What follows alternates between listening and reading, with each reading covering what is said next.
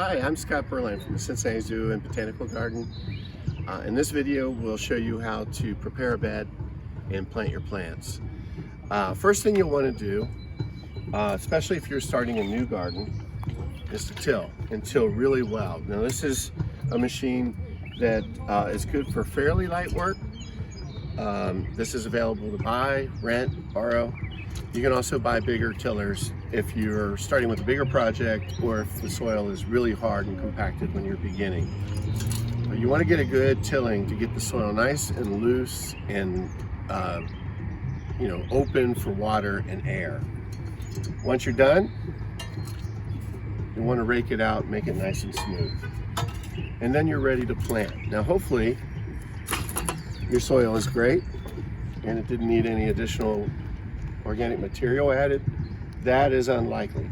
So when you're tilling, you may also want to till in 1 inch to 4 inches of either compost or pine fines, sometimes peat moss, but some type of organic matter. Then you're ready to plant. My favorite tool when the soil is nice and loose is this, although you can use a spade if you're planting a large tree. You want to dig a hole that's bigger than the plant's root ball. The principles of planting are the same whether it's a tree or an annual.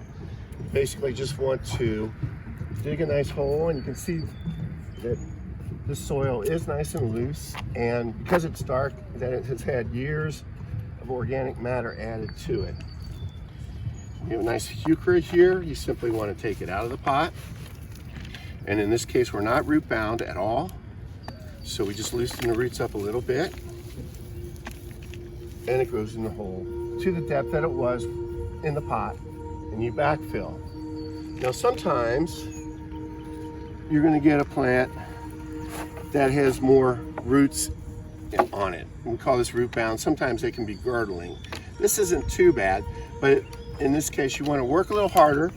Maybe use your knife to break up that root and stop that girdling, because most times the root will just continue to girdle around and around and never really get into the actual soil of the garden. And that's what you really want, because this media isn't particularly good for plants. It's good for pots, it's good for nurseries, but in the long run your plant is going to live in this soil, and that's what you need.